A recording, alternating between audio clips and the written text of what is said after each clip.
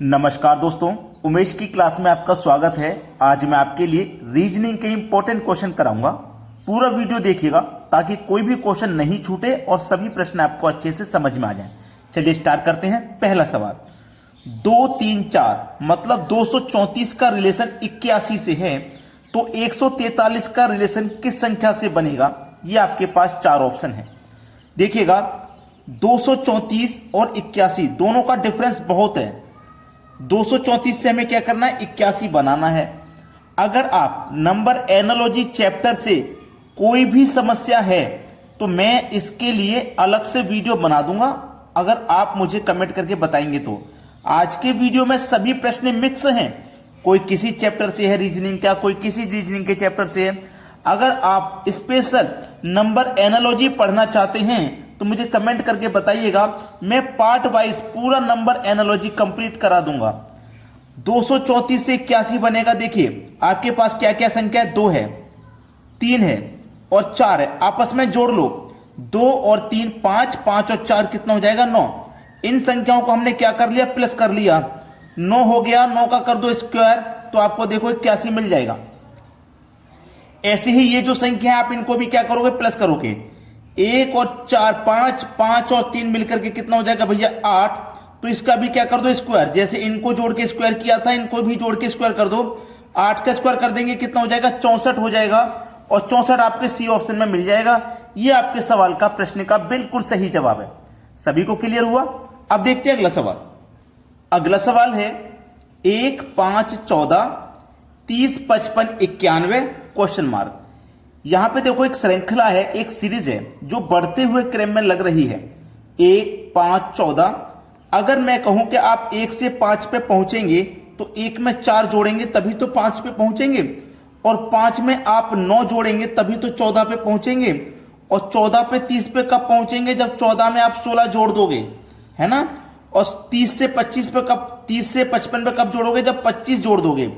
और 55 से 91 पे कब पहुंचोगे? जब आप इसमें 36 जोड़ दोगे। अब हमें यहां पे क्या जोड़ना है ये पता करना है भाई। 91 में हम कितना जोड़े कि ये संख्या में पता लग जाए।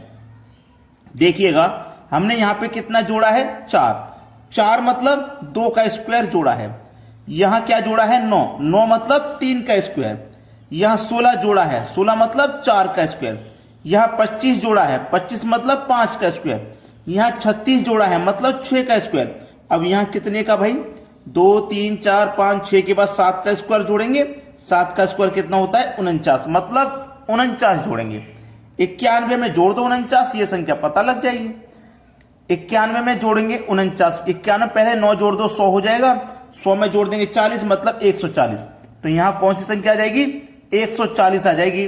डी ऑप्शन हो जाएगा प्रश्न का बिल्कुल सही आंसर। सभी को समझ में आ गया? अब देखते हैं अगला प्रश्न। अगला प्रश्न है, इस प्रश्न में देखिए 8, 17, 33, 12, 5, 29, 10, 13 क्वेश्चन मार्क। मतलब क्वेश्चन मार्क आपको पता करना है यहां पे कौन सी संख्या आएगी। तो आप प्रश्न को या तो ऐसे सरल करोगे, ठीक है, या फिर ऐसे सरल करोगे, ठीक है, इस तरीके से। तो मैं ऐसे देखूंगा 8 और 17 से मुझे 33 बनाना है। कैसे बनेगा? 8 और 17 को मैं जोड़ दूंगा तब भी 33 नहीं बनेगा, ठीक है। लेकिन रीजनिंग में कोई ना कोई लॉजिक तो होगा जिससे कि 33 बनेगा। देखिएगा, अगर मैं इस 8 और इस 17 दोनों को जोड़ देता हूं, ध्यान देना, दोनों को मैं प्लस कर देता हूं। 8 और 17 को प्लस करूंगा तो कितना हो जाएगा भैया? 25 हो जाएगा। लेकिन मुझे तो चाहिए 33। तो ये जो पहले वाली संख्या है 8, इसको मैं फिर से जोड़ देता हूं। 25 में 8 जोड़ दूंगा, देखो 33 हो जाएगा। 33 मिल गया। बिल्कुल ऐसे ही आगे चलेंगे। 12 और 5 जोड़ेंगे 17। देखो मैंने पहले वाले कॉलम रॉम में क्या किया था कि इसको दोबारा से जोड़ा था पहली संख्या को, तो यहां भी पहली संख्या को मैं दोबारा से जोड़ूंगा, यानी कि 12 को मैं दोबारा से जोड़ूंगा। 17 में 12 जोड़ूंगा 29 हो जाएगा। देखो 29 दिया गया। सेम लॉजिक आगे लगाएंगे, दोनों को जोड़िए, 10 और 13 मिलकर के 23 हो जाएगा। यहां भी पहली संख्या को हम दोबारा जोड़ेंगे, यानी कि 10 को दोबारा जोड़ेंगे। तो 23 में जोड़ूंगा 10, तो ये तो हो गया 33। आपके किस ऑप्शन में 33? देख लीजिए, डी ऑप्शन में। मतलब डी ऑप्शन क्या हो जाएगा? प्रश्न का बिल्कुल सही आंसर हो जाएगा। अब देखते हैं अगला सवाल। अगला सवाल है 12 जनवरी 1979 को शुक्रवार था, तो निम्नलिखित में से कौन सा दिन 12 जनवरी 1981 को होगा? 12 जनवरी 1981 को कौन सा दिन होगा? देखिएगा दिया गया है 12 जनवरी 1989। ठीक है, ये होगा कौन सा दिन दिया गया है? शुक्रवार का दिन दिया गया है, शुक्रवार का दिन है। और पूछा गया है 12 जनवरी 1981 का पूछा गया। मेरी बात एक ध्यान रखना कि सेम डेट में क्वेश्चन पूछा जा रहा है, यानी कि 12 जनवरी का दिया गया है, 12 जनवरी का ही पूछा गया है। पहली कंडीशन ये, हम क्या कर रहे हैं 79 से 81 पे आगे, कितना वर्ष आगे आ गए हम? 2 साल आगे 2 साल आगे जा रहे हैं ना, तो हम इसमें 2 जोड़ेंगे। ये बात कंफर्म हो जानी चाहिए, जितने वर्ष आप आगे जाओगे उतना ही जोड़ेंगे। अगर हमारा ये 12 जनवरी 1980 होता तो हम 1 वर्ष ही तो आगे जाते, 1 जोड़ते। जितना वर्ष आप आगे चले जाओगे उतना ही जोड़ोगे, यहां पे सेम डेट रहेगी। अगर मैं 12 जनवरी 1989 की जगह बात कर लूं तो 10 वर्ष आगे आ जाऊंगा तो 10 जोड़ूंगा। इतना कंफर्म हो गया पहले, जितना वर्ष आगे आ जाओगे उतना जोड़ोगे। दूसरी बात यह है, आपको यह चेक करना है कि इसके बीच में और इसके बीच में कहीं फरवरी का महीना 29 का तो नहीं है, कहीं लीप वर्ष तो नहीं है हमारा। तो देखो 79 ये लीप वर्ष नहीं है, 81 भी लीप वर्ष नहीं है, लेकिन इसके बीच में जो 80 आएगा, 79 के बाद में जो 80 आएगा, 1979 के बाद में 1980 आएगा, ये लीप वर्ष आएगा बीच में, जिसमें फरवरी का महीना 29 का होगा। ध्यान रखना मेरी बात को, फरवरी का महीना कितने का होगा? 29 का होगा। जब फरवरी का महीना हमारा इसमें 29 का है तो हमें क्या करना है भैया? इसमें 1 और जोड़ देना है। इसमें हम 1 और जोड़ेंगे। मेरी बात आप ध्यान रखना, जितने वर्ष आगे जाएंगे उतना तो जोड़ना ही जोड़ना है। 2 वर्ष आगे जाओगे 2 जोड़ोगे ही जोड़ोगे, इसमें कोई आपको दिक्कत परेशानी नहीं है।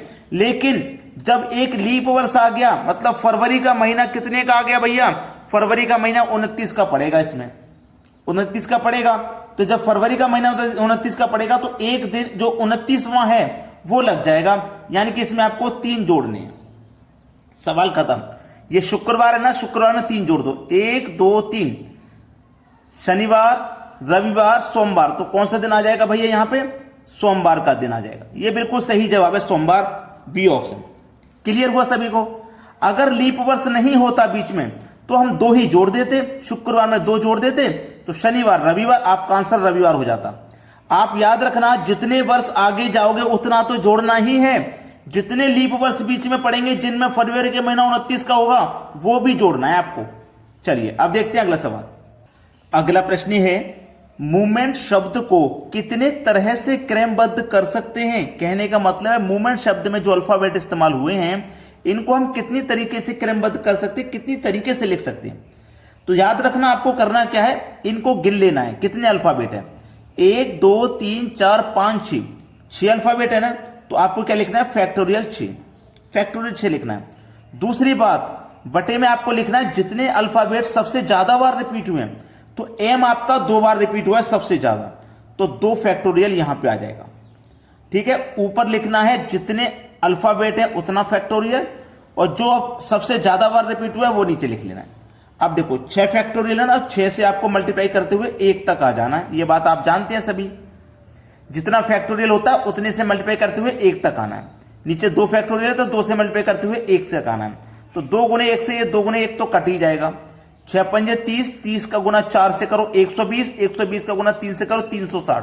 तो आपके सवाल का जो सही जवाब हो जाएगा वो 360 हो जाएगा। पहला ऑप्शन है बिल्कुल सही आंसर। तो अगर आपने वीडियो को अभी तक लाइक नहीं किया तो लाइक कर देना, और यदि शेयर नहीं किया तो भैया शेयर कर देना। ठीक है दोस्तों, धन्यवाद।